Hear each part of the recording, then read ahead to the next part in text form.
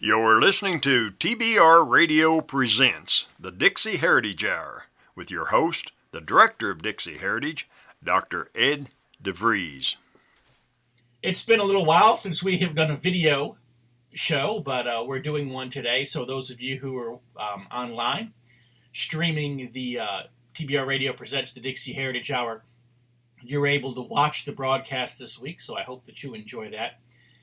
Doing a Skype interview with Rick Tyler, and Rick Tyler was a two-term congressional candidate there in Tennessee. He also ran for the governorship of Tennessee in this last election. He's also recently been appointed as the new president and chief executive officer of the American Freedom Party, which of course is a nationwide political party here in the United States, not quite as big as the Democrat or Republican parties, but they're starting to put themselves on the map.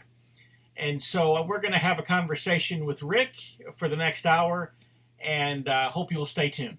So you had run for Congress. Yes, I was actually on the ballot in 2018 in Tennessee for the U.S. House of Representatives as well as governor of Tennessee. So you were running for both offices at the same time? Yes, I was. A lot of people don't know you can do that. You had your website, Rick Tyler for Congress. Did you have a website for governor as well? I did, but the primary content is on my Rick Tyler for Congress website, and the gubernatorial website, was just very generic.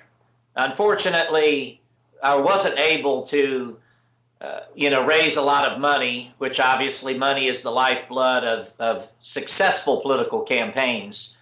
But I tell people that the first step is getting on the ballot and getting your name out there. And very often, even in establishment political circles, we know that there is a crescendo effect with candidacies. Often someone has to run multiple times to get the name recognition and ultimately get the traction. More or less, I did get quite a bit of exposure in 2016 when I ran for Congress. And I had a very, very controversial billboard. And I remember seeing you on the news because of the billboard. Yes, to me, it should not have been controversial at all. But, of course, in this climate that we're living in today, which is even worse than 2016, I might add, right. Given the level and degree of Trump derangement syndrome, or truth derangement syndrome, we might better term it. Now, of course, people just react in the most shrill and vitriolic manner to truth, which in my estimation should just be basically, routine. And so do you plan to run again in 2020? Yes, I do. For governor and for Congress, or just for Congress? Or? Well, the governorship will not be up for grabs in 2020. The incumbent governor, two-term governor, he was term limited out. And so the reason there were so many candidates on the ballot this last time was because it was an open seat. In 2020, there will be a U.S. Senate seat that will be open. Lamar Alexander, I believe, will be retiring. And, of course, Congress is up for re-election every 2 years. Chuck Fleischman is the incumbent in my district. And he has been in the office for a considerable amount of time now, I believe 8 terms. And so he's got, a very strong position. It's a strong Republican district. I run as an independent because it's very easy to get on the ballot in Tennessee as an independent. And believe it or not, all it requires is 25 signatures. Wow. And that's it. No money. And I was on the ballot in Florida for U.S. Senate back in 2010, and it actually cost me about $7,000 out of my own pocket just to get on the ballot then. So again, it is important that we get on the ballot first and foremost, because we never know when the winds might change or something might happen. If I had been able, for instance, to parlay my 2016 notoriety into what it had the potential to become, I could have been easily in double digits and possibly even a viable contender in a three-way race with a Republican that, if he were properly exposed, he could prove to be quite weak. And of course, the Democrats will only get 30 to 35% in the district that I live in any given election. That's just the the statistics, the numbers, basically. That's all that's going to vote for them. In the 2020 race, you're saying that there's a possibility that the Republican might not run. If that's the case, would you still run as an independent, or would you attempt to go the primary route and try to take the Republican seat? No, he will most definitely run. What I'm saying is that he is vulnerable. He has characteristics that could make him a very weak candidate if they were properly exposed. If somebody running to the right of him, which I certainly am, were able to get the traction and get the forum to be able to expose who and what he really is, then he would immediately, instantaneously lose a lot of his luster and his credibility. So that would have to be the strategy, but it would have to be to do a Jesse Ventura type, candidacy where Ventura won with 37% of the vote, the governorship of the state of Minnesota, in a tight three-way race. And that's what it would take in my circumstances. And again, it's not a pipe dream. It's not pie in the sky. It's very plausible. It's very viable. It would just simply require the ability to raise funds. And of course, that is easier said than done because people are afraid to donate to a controversial candidate. They are afraid of being maligned, of being castigated in social media, possibly losing their job. I mean, there are people who have been exposed as having donated, for instance, $500 to a David Duke candidacy, and they wind up losing a business that they've operated for 30 years. So you're saying people are afraid to donate because they're afraid that specifically they'll be targeted by the Internal Revenue Service? Not just the IRS. The individual who lost the business that I'm speaking of out in California, it had nothing to do with Big Brother, nothing to do with the IRS. It was because of the fact that he was ostracized and he was attacked so vehemently in social media that his patronage withered away and his staff walked out on him. You know, with the politically correct climate and environment that we live in today, people are incapable of having a backbone or thinking for themselves. I suffered the same phenomenon in my business. I own a restaurant and was boycotted instantaneously because of my billboard and lost overnight 85% of my business. Your restaurant, what type of restaurant did you own? Well, it was classic American food. And by the way, I just recently, within the last 2 weeks, closed the restaurant of my own choosing and volition. I had planned to do that anyways, but I decided not to because I didn't want to let the adversary drive me out of business. We are going to be opening a new family restaurant within a couple of months under different ownership. I am formally bowing out of ownership because of my intention to spend essentially full time in the activism realm and in pursuit of political office. But it was classic American food. We were in the venue of whitewater rafting in southeast Tennessee, and we were an extraordinarily popular restaurant with the rafting community and quite popular with the local population as well. But of course, even with the locals, we were always kind of the outsiders who weren't from the local area. So, we had to overcome that problem in a very, very small local area with 16,000 year-round population. It's very closed shop, if you will. We had done a good job in 6 or 7 years overcoming that. We were extremely popular with the seasonal tourist population and had a great business going. But overnight, because of the backlash and because of the vicious assault that came against us, overnight we experienced an 85% reduction in our retail business statistics. And so that, of course, is exactly what the enemy wants. They want people to be so fearful of standing for the truth because, in effect, they will have a very difficult time making a living. Of course, we are trying to work on a long-range program that will suffice to reverse the tide and to make this to where it won't be a problem for our people. If we can't overcome this, obviously we do have a great borderline terminal problem because everybody has to survive economically, and very few people are willing to lay everything on the line. Everybody should be, but everybody isn't. I guess what I'm kind of getting at, and I'll just go ahead and ask the question directly. The majority of your customer base, was it white? Was it pretty well distributed across racial lines? I mean, who was it that you were getting the backlash from? It was white? Overwhelmingly white. Okay, so, and that's the, see, I guess that's the problem that I have. You know, sometimes we're tempted to complain, you know, about the black folks marching in the streets or whatever. Not only is that not happening, and if you want proof of that, just look at any protest against the Confederate flag. Or just look at any protest, for example, Silent Sam. You look at the pictures of the people who were toppling that statue. I didn't see any black people in those photos, Rick.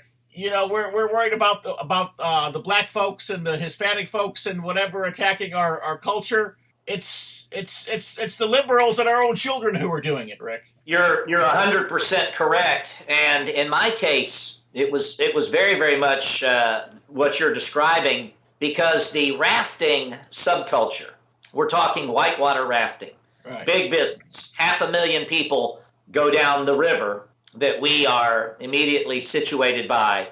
It is an overwhelmingly white pastime.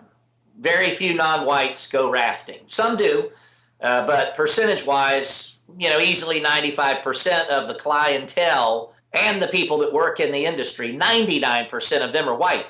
They are also young, and they are, you know, just a prima facie example of the extent to which the brainwashing, it's not even so much the dumbing down, it's more just the mind scrubbing, the brainwashing. These young liberal whites, many of them are, you know, from semi-affluent backgrounds. They have the economic ability to frolic their time away during the summer on the river. And they are so liberal. They are so brainwashed.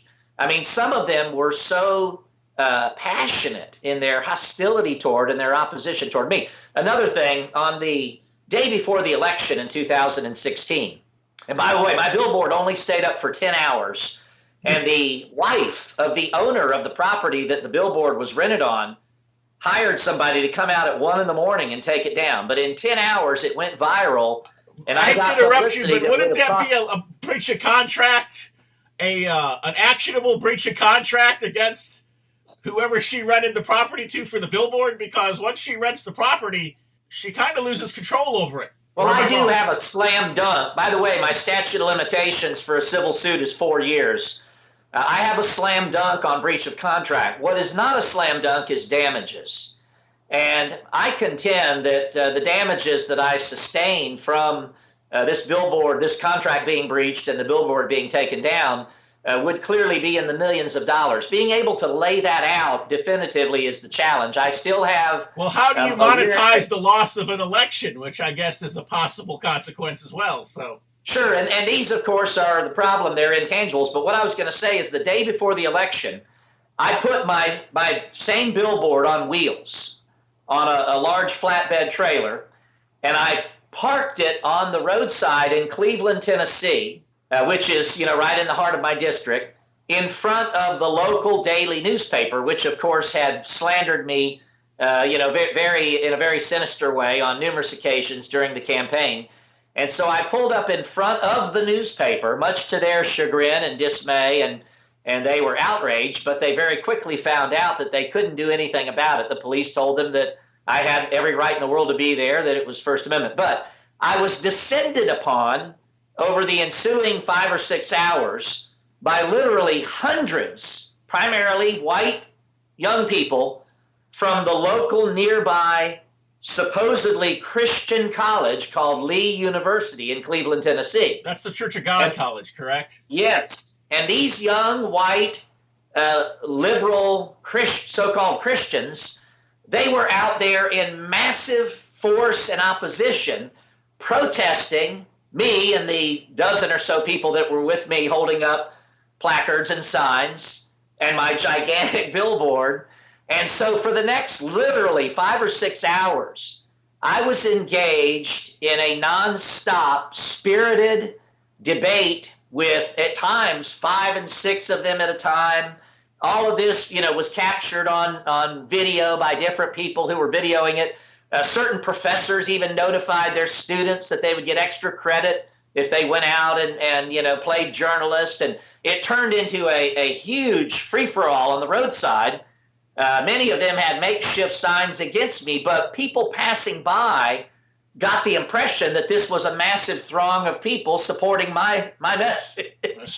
And it turned out to be a very, very amazing, spontaneous, grassroots demonstration that, again, it was primarily marshaled against me, but it couldn't readily be discerned from the passersby. The next day, I had my billboard out in front of my voting precinct in Polk County, which is 96% white. That day, out in front of my own precinct where I vote, among the people who had any reaction at all to my presence on the side of the road with my Make America White Again billboard, 75% of them were thumbs up, yay, go for it, completely supportive. There were 25% of those who made any response at all that were thumbs down, negative, shouting profanity. But the overwhelming majority of people in my home county, when confronted with the sign itself, had a favorable reaction. The day the billboard was put up, I got a call from the owner of the property. Now, again, it was his wife that had the sign taken down. But the owner called me that evening. The billboard had only been up, let's say, less than a half hour. And he said to me, Tyler, you're going to have to get more food at that restaurant. I said, why is that, Ken? He said, people are stopping, a crowd is gathering around your billboard. He says, I've already had a dozen calls, he said, and 11 of them said they're voting for you. So in the local county, minus the acute pressure, from outside forces, the overwhelming propensity of the local population is supportive toward me and my message. It's just that everybody is a follower. We have very few leaders. And also people are scared of their shadow. And so that's why it's so important that I not only not allow the enemy to defeat me, but ultimately in time, in the great film, The Fountainhead with Gary Cooper. The very last scene, Gary Cooper is standing on top of the skyscraper, and he's standing towering over everything in victory.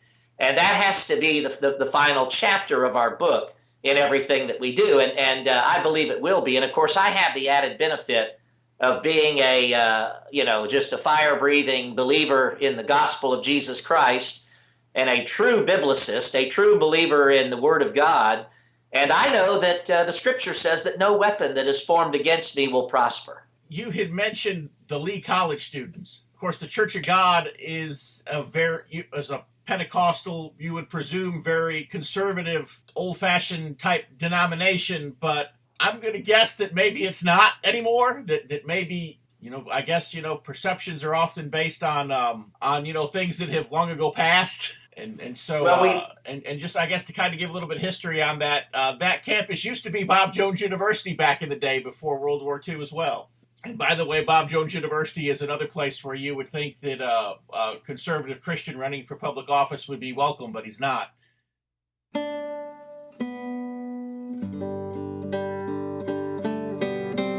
If you love listening to the Dixie Heritage Hour, then I know that you'll love reading the Barnes Review. The Barnes Review is one of my favorite magazines. I began reading the Barnes Review long before they became a sponsor here on the program. In the Barnes Review, you will read vignettes of man, from the prehistoric to the very recent, from forgotten races and civilizations to first-person accounts of World War II and the late Cold War. There's just not a more interesting magazine published today, nor a more significant and important subject than real history. So if you'll visit www.barnesreview.org, that's www.barnesreview.org, you can find out how you too can become a subscriber to the Barnes Review. You can subscribe to receive the Barnes Review by mail, or you can subscribe to receive the Barnes Review electronically in PDF editions. Or you can subscribe to receive both. That's what I do. So visit www.barnesreview.org and subscribe to the Barnes Review.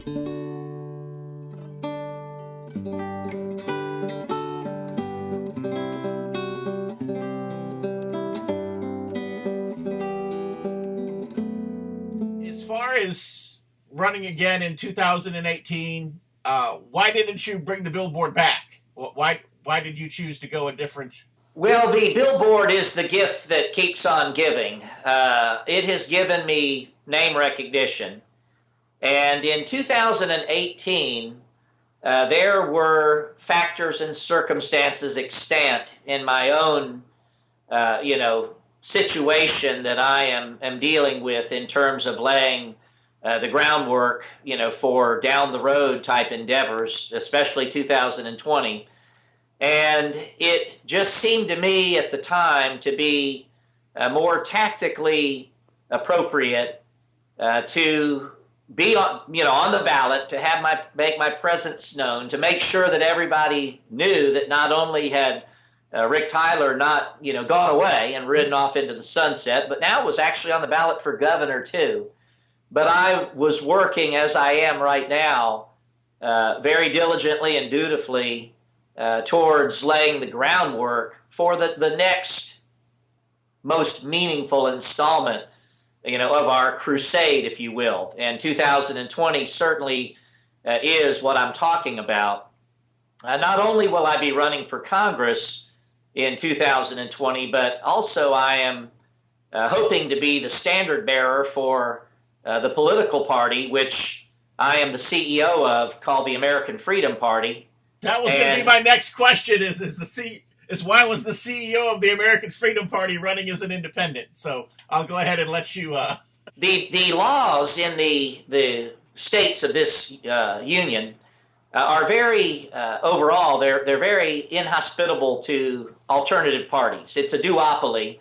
We have the Republicans and the Republicrats, and like George Wallace said, back in the late 60s and the early 70s, he said, when all is said and done, there's not a dime's worth of difference. And of course, we've seen that, save, for the obvious factors of Supreme Court appointments and some things that do make a difference. Don't get me wrong. If I have to choose the lesser of evils, I'm clearly going to choose the Republican Party. But sometimes what you see is what you get option can be better, because the Republicans have been so inherently deceptive over the years. But the American Freedom Party, it is very difficult to get it on the ballot in the respective states. They have draconian laws that make it extremely difficult to get official ballot status and then maintain it. You have to either come up with a massive amount of signatures, and then you have to garner a certain percentage of the vote in order to maintain the status. This is why Ventura back in Minnesota, he actually ran on the Reform Party ticket. And that, of course, life was breathed into it by the Ross Perot candidacies of the early 90s, 92 and 96. So the American Freedom Party is an established national party. We have a national board. We are registered with the Federal Election Commission.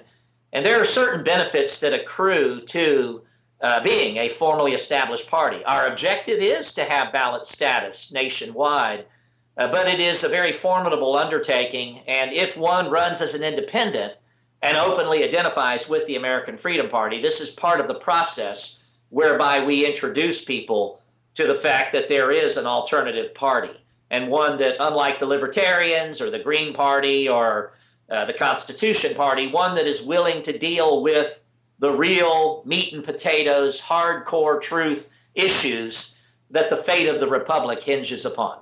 Well, I want to come back to the American Freedom Party in a minute. Before we do, I want to go backwards a little bit, because there was one more thing that I wanted to ask you that we didn't get to. If you were to run for Congress in 2020 and win, or for that matter, had you won in 2018, the same question would be just as applicable. Given what just happened to Representative Steve King, what do you think is what end up happening to you in Congress? Well, it's interesting to observe the phenomenon of Steve King, because he is someone who is willing to only go a certain distance, towards, the real truth. He will talk about Western, civilization, and he will use a lot of the phraseology and terminology that many people understand the import and the implications of.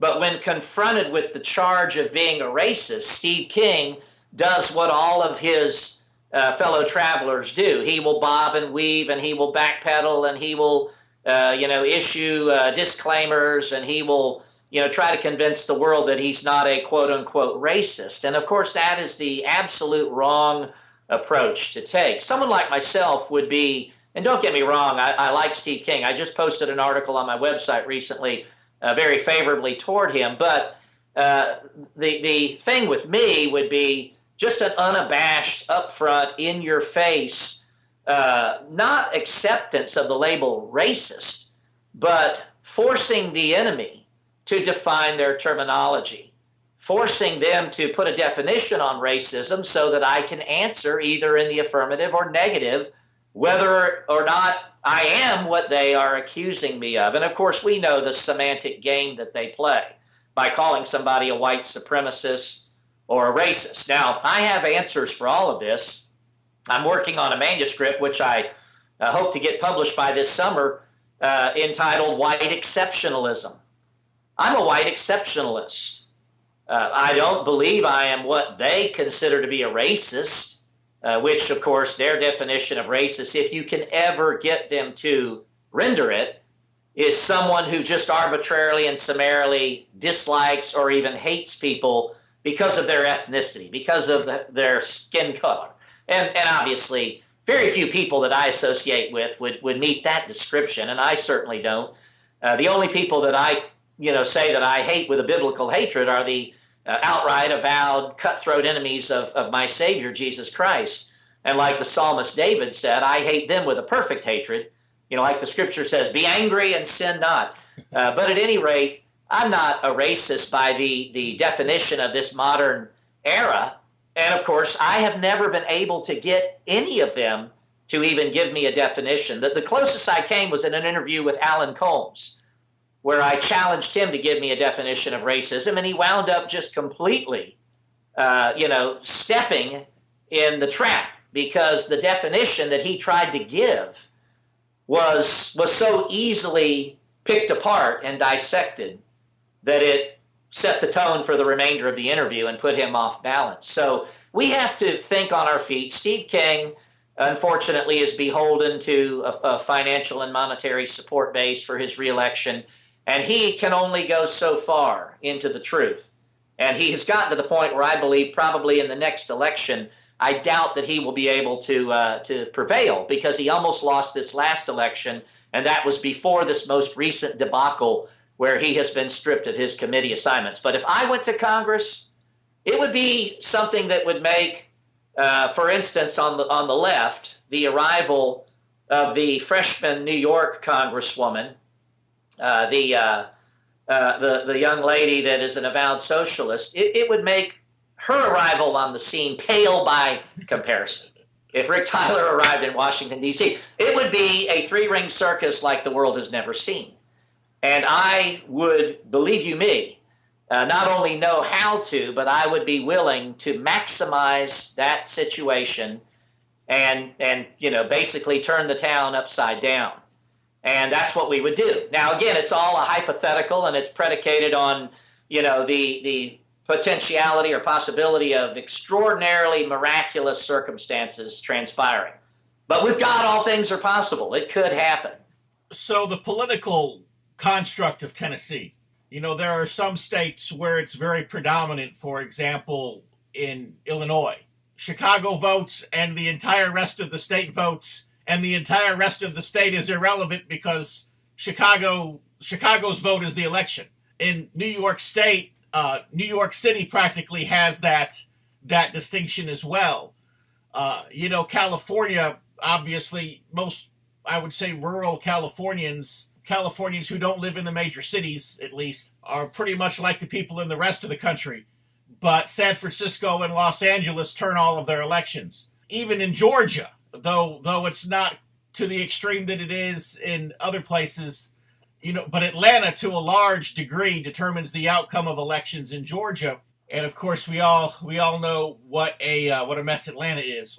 I mean, is Tennessee like that? Do you have, say, Memphis or Nashville, or a combination of a couple of cities where I'll just say the ghetto population and the concentration of liberals into these cities are a voting bloc that is hard for the rest of the state to overcome, or is the vote more evenly distributed in Tennessee? I mean, what is the political battlefield, if you will, that you have to navigate? What is the political roadmap that you have to navigate to get elected in Tennessee? Tennessee is far more favorable in that regard than California, New York State, Illinois. Certainly, far more favorable than Georgia even, because we don't have a city the stature of Atlanta. Now, Memphis, which some people tongue-in-cheek call Memphrica, Memphis is very Shelby County. It's very, very, very black. Of course, it's on the state line. So between Memphis, Nashville, and Knoxville and Chattanooga, let's say, there are 4 cities that collectively do constitute a voting percentage that is formidable, but it's not to the extent like New York City is to New York State or Atlanta is to Georgia. I mean, Stacey Abrams, horrifyingly, almost became the governor of Georgia. And with a little bit more skill and adept maneuvering with voter fraud, she is already planning on running again statewide. Well, the Democrats are done with Stacey Abrams. You realize that tomorrow she's going to give the televised Democratic response to the State of the Union. They are doing with her, obviously, what they did with Obama leading up to introducing him, as a national candidate. I think, obviously, they want to get her elected statewide in Georgia first. That seems to be on their agenda. But at any rate, in Tennessee, we do have a far more plausible roadmap to victory at this stage of the game. Now, of course, it's changing fast, and Tennessee is like every other state right now. It's under attack. It's in the crosshairs in terms of trying to bring in the large numbers of the immigrant population, and it's being done surreptitiously in many ways. The Muslim population is a problem in Tennessee, even though it's not numerically such a big problem, but there are actually 3 enclaves in Tennessee where the Muslims, their presence it's actually blacked out by Google Earth. Shelbyville, Tennessee, Dover, Tennessee, Paris, Tennessee. There are Muslim enclaves where good investigators are convinced that there are jihadi type training centers going on. You can't go investigate them. You will be stopped by the Department of Homeland Security and agents of the federal government, and you will be quizzed and asked what you are doing. Google Earth has it blacked out. So Shelbyville in particular is really bad. It's gotten to the point where the Muslims are taking over a lot of the shopping malls and pushing white people out of the way and being the way they are when they take over.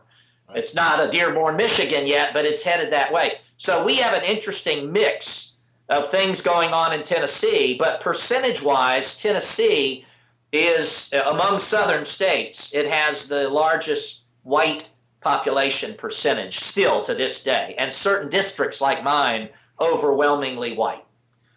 So do you think that the United States government is outright running jihadist terrorist training camps in Tennessee?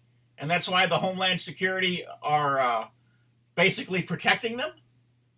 I'm convinced that they are. Several years ago, InfoWars sent reporters up to Islamburg in New York State, and they tried to, encroach upon that enclave there and went to the gate. And very quickly, their reporters were getting calls on their cell phones from the FBI asking what they were doing there. They hadn't given their cell phone numbers to the FBI, and it was made clear to them in no uncertain terms that they were persona non grata there, not by the Islamists, but by the federal government. They had announced prior to this incident that they were going to go to 30 some odd of these, what they believed to be jihadi training centers throughout the country, and they were going to send their reporters there to each and every one and document it. And all of a sudden, that project was shut down, lock, stock, and barrel, and you never heard another peep from it. And the lead reporter that was undertaking this investigation, he wound up no longer being a reporter for InfoWars, a guy by the name of Joe Biggs. So, I believe, we don't have a smoking gun. We can't prove this. But I believe the circumstantial evidence is overwhelming. And just like we know that the Mueller investigation and the presence of these treasonous operatives that are now called the deep state, I've always known about them before they were called the deep state. Those of us who are students of conspiratorial phenomena, we've known about them for decades. But they definitely are running the show. Obviously, Donald Trump isn't running the show, because if he were, he would appoint a special investigator to investigate Mueller and his decades-long track record of just pervasive criminality, that he has engaged in. The man is an arch criminal of the highest order, and yet he is running, for all intents and purposes, he is the front man that's running the country right now. Donald Trump, appears to be a mere figurehead. Is Donald Trump really the president, or is he just the guy that they let live in the White House? I've asked that question, about why the president isn't being more assertive. For example, I don't know if you were able to read it or not. I put it at the Barnes Review website, Council of Conservative Citizens, which is affiliated with the American Freedom Party. Earl Holt, the editor of their website, had asked to put it on their website, so you may have read it there. Had written an article on Article 2, Section 3. And the Constitution says that the president convenes both houses of Congress and gives the State of the Union. Or that he could convene both houses of Congress in any circumstance that he considers extraordinary. And so my question was, why is he letting Nancy Pelosi tell him no? She doesn't schedule the State of the Union, he does. It's the same thing that's happening, though, in other venues as well, and that was my article previous to that one, was that every time the president does something, the Marxists automatically find a liberal judge, usually in the Ninth Circuit. They tell him he can't do it, and that's the end of it. President Obama was at 60-some times told these federal judges to go choke themselves. George W. Bush told these federal judges to go choke themselves. Ronald Reagan, Jimmy Carter, John F. Kennedy, pick your president before Trump. Sure, they did things that the courts didn't like. Sure, judges issued restraining orders, and they did it anyways. Why doesn't Trump do it anyways? That's my big question.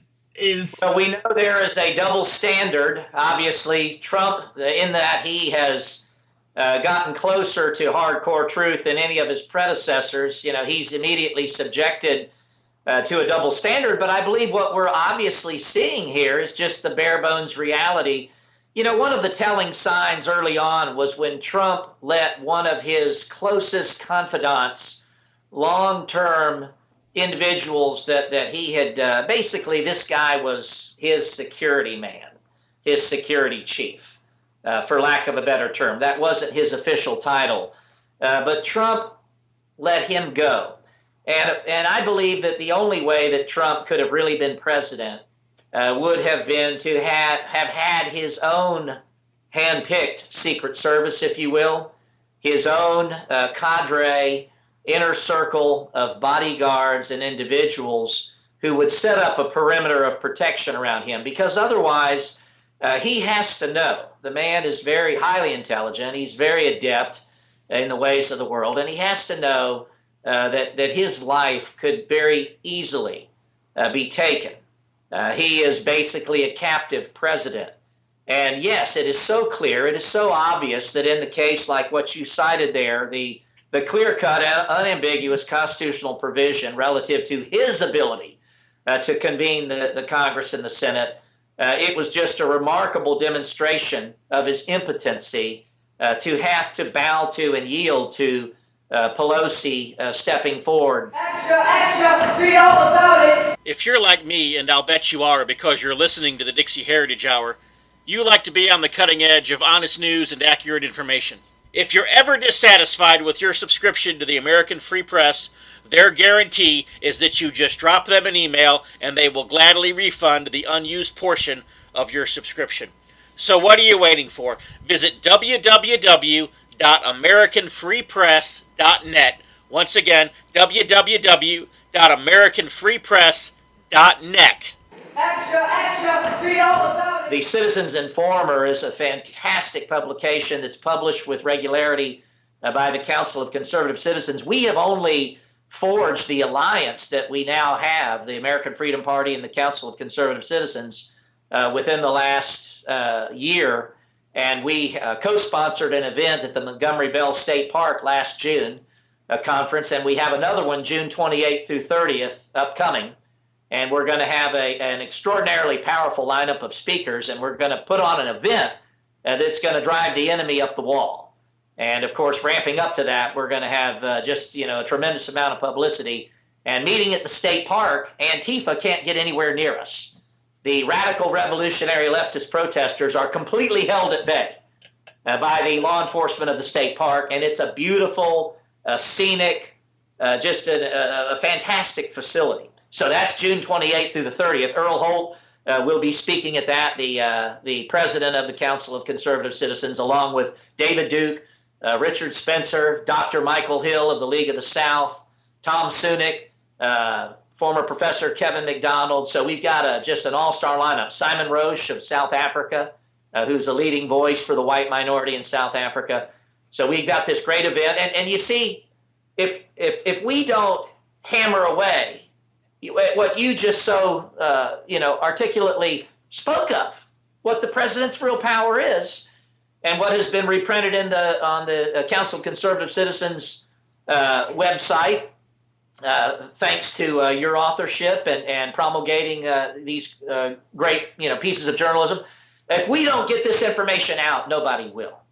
And yet we have to do it in a far greater, more amplified extent and degree than we have heretofore. We've got to exponentially multiply our platform. And in order to do that, we're going to have to be out there on the absolute cutting edge of controversy, and we're going to have the protection of Almighty God, because once we are effective, the enemy will move with rapid dispatch to utterly and totally destroy us. And the only thing that can save us in that situation would be the sovereign hand of God. If Donald Trump, for instance, were to really be president, they would move to kill him instantaneously.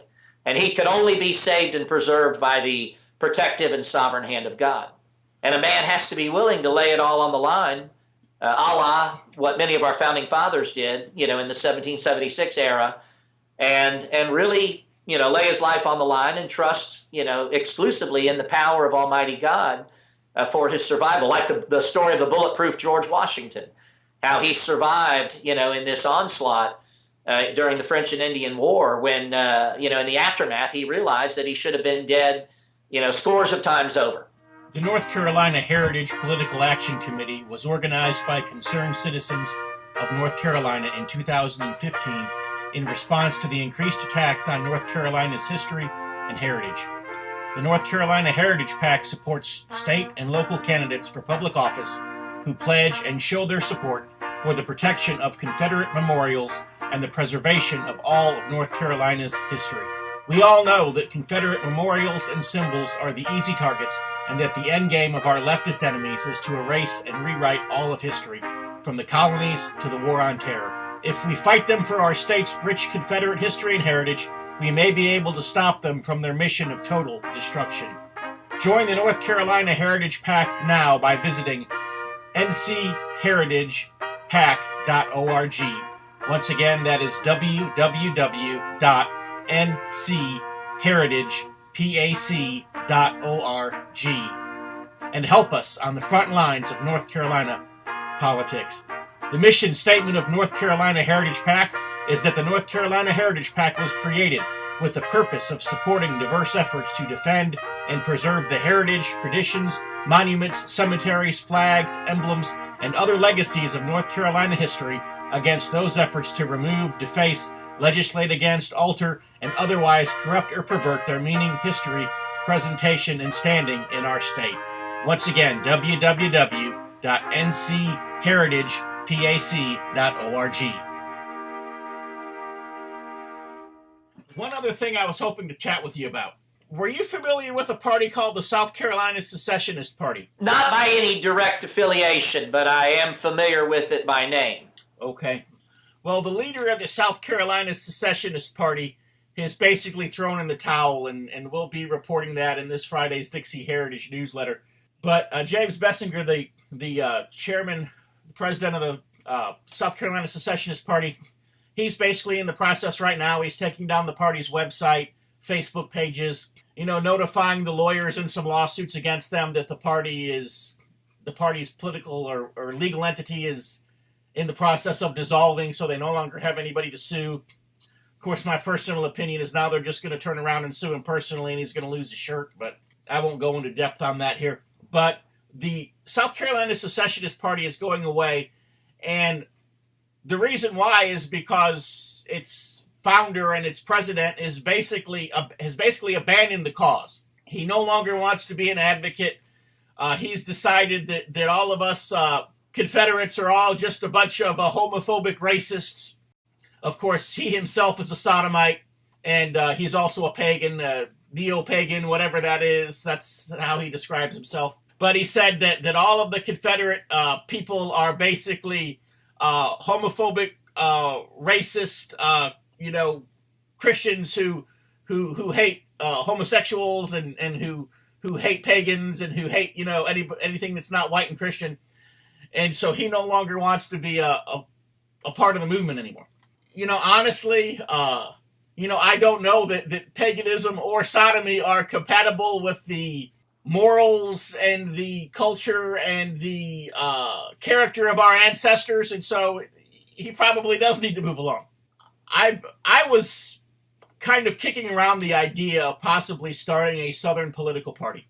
And not so much that I was thinking that this political party was going to be actively getting candidates elected, at least not at the national level. I mean, perhaps at the local level in some places it might be able to do so.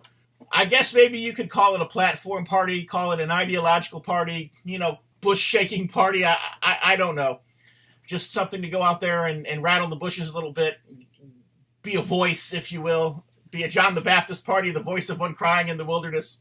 And now I've been approached by some people in South Carolina who apparently are in a position to take this vacuum or whatever you want to call it that's being created by the South Carolina Secessionist Party going away. And it looks like the Palmetto Freedom Party, which is a name that's kind of in the works right now, might be emerging kind of as the phoenix out of that. What would the possibility be of the American Freedom Party partnering with a pro-Southern political party, or I don't know if partnering with would be the term, or I don't know if you could have one political party that is a branch of another political party, or maybe you just have some advice on the viability of what we're trying to do. I mean, I guess I'm asking you a very broad question here. Well, I think that we would definitely want to affiliate.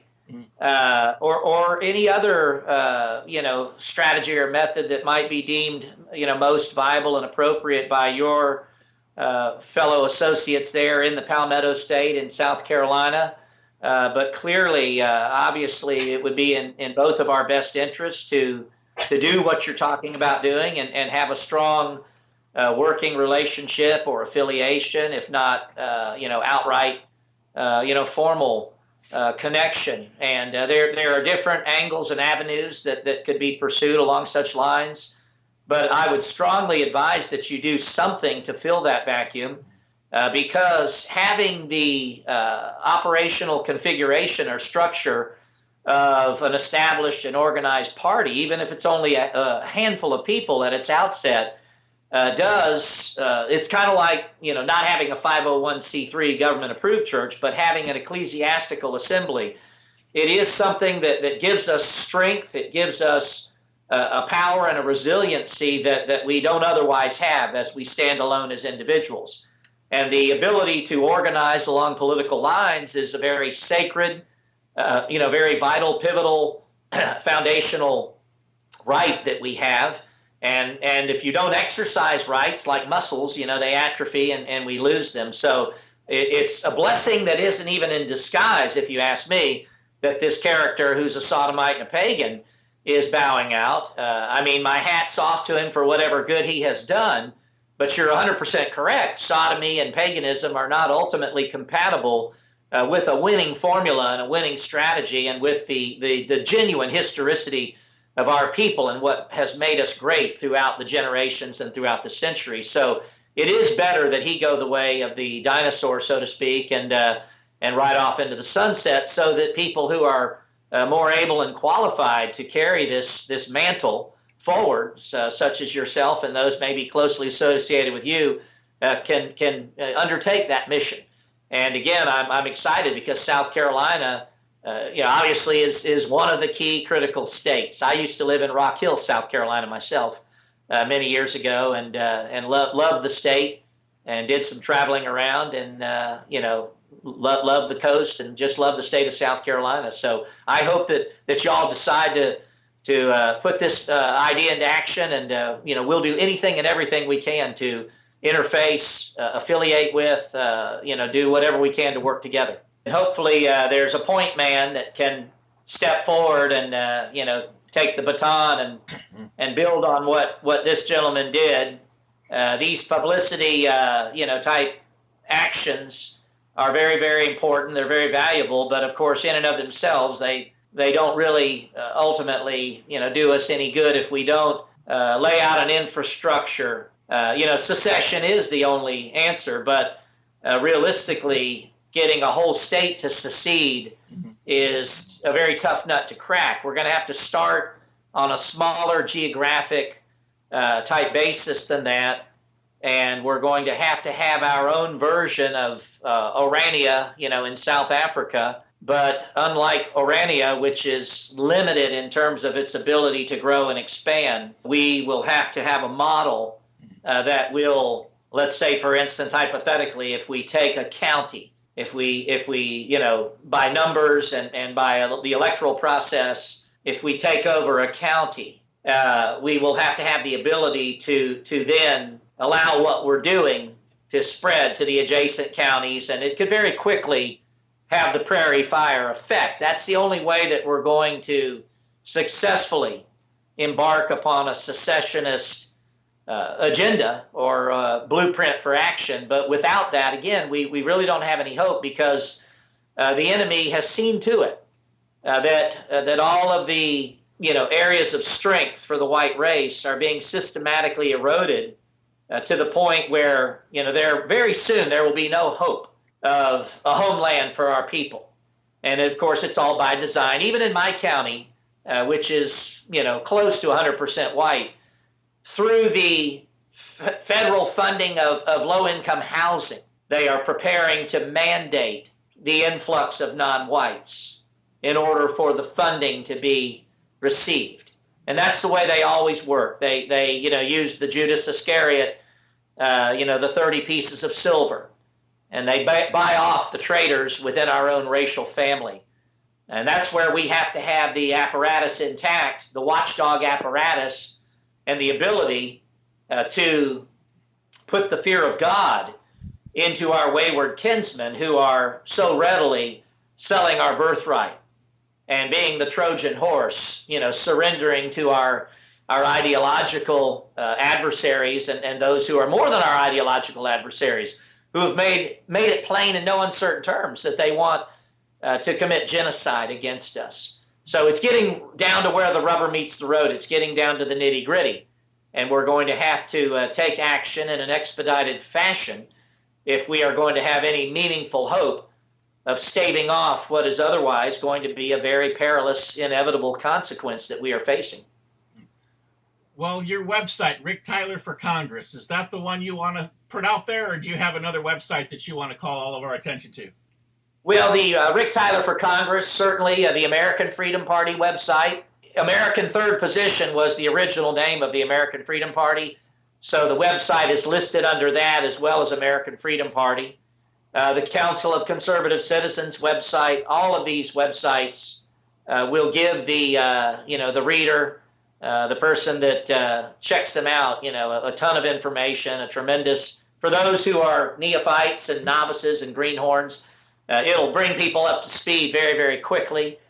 Even for the seasoned veterans, the guys who have been around the block infinite times, there's always cutting-edge information. I learn new things every day from our own websites that other people are contributing. So it's a group effort. It's a team effort. The synergistic principle, the sum of the parts are greater than the whole.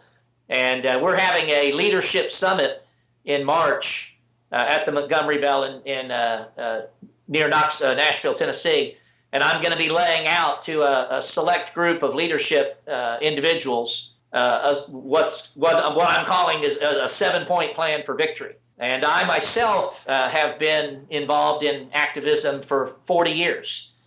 In 2019, I'm marking my 40th anniversary in activism. I started when I was 21 years old. I've learned a lot, and of course, we have a tremendous brain trust in the leadership of the American Freedom Party and the Council of Conservative Citizens and those who are in alliance with us.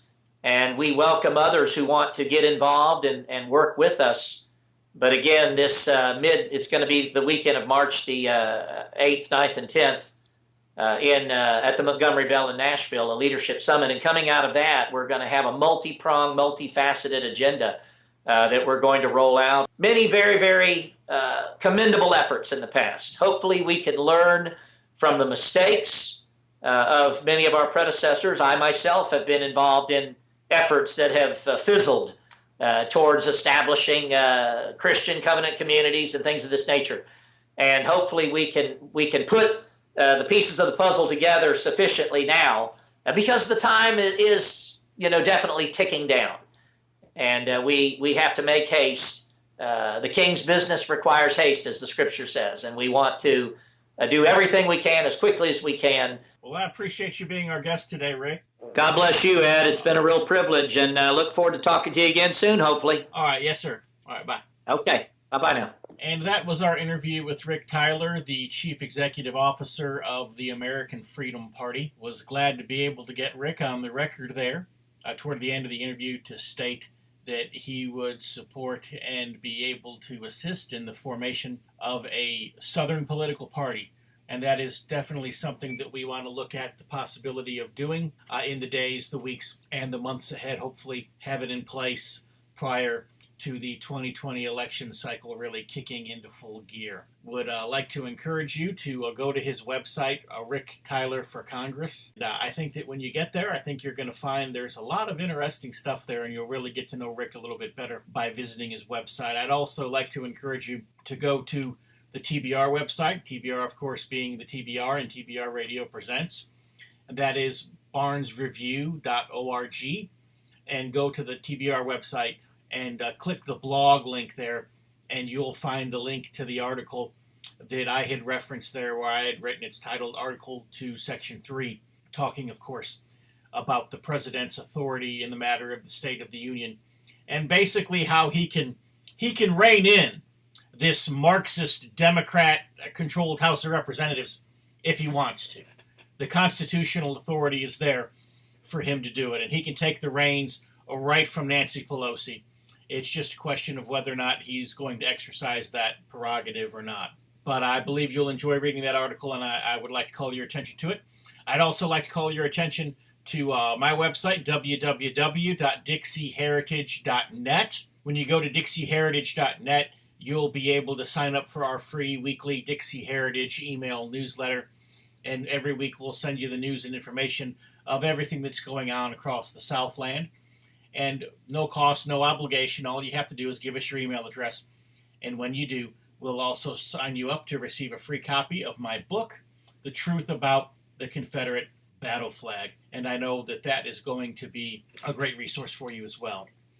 Just to kind of let you know what's going on here in the days and weeks coming up, we have an interview scheduled with H.K. Edgerton, and hopefully we'll be able to get that recorded here in the next few days. And within the next few weeks to a month or so, we'll be able to get that broadcast out. But know that it's forthcoming, hopefully, Lord willing. We also have another interview scheduled with Dissident Mama. I'll be recording that later this week. And then, of course, some point down the road, we will take that recording and we'll broadcast it as well. Have some other interviews that we've already recorded that we look forward to processing for you. One of them in particular is a second interview with Dr. Scott Lively. Last time, of course, we talked about his run for governor of Massachusetts. In this upcoming interview, we're going to talk entirely about his book, The Pink Swastika. And that was definitely an interesting read, something that you'll want to tune in for. So anyways, however you're listening to TBR Radio Presents the Dixie Heritage Hour, come back, same time, same place next week. We'll be back. Until then, God bless.